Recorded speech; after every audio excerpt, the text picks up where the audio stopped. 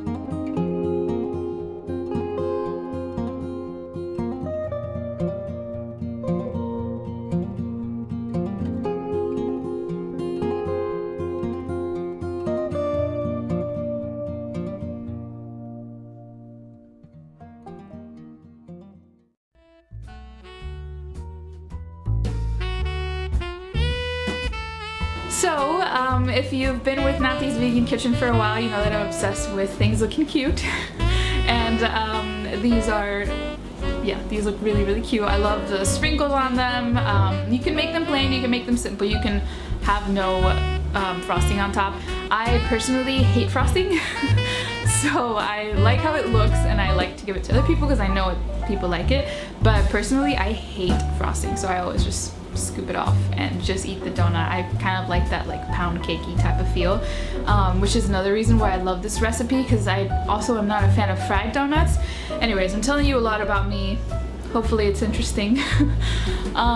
So I hope you guys enjoyed this recipe, and I cannot wait to make some more DIY holiday treats with you, and I promise more are coming. So if you have any other homemade holiday treats that you'd like me to make, or you have any other ideas, let me know down in the comments below. And as always, if you make any of these, please share them with me, and just put hashtag Nati's Vegan Kitchen. I love to share and I love to see what you guys are making, so it would really make my day. Alright, so I can't wait to make some more holiday treats with you guys, and I'll see you next time.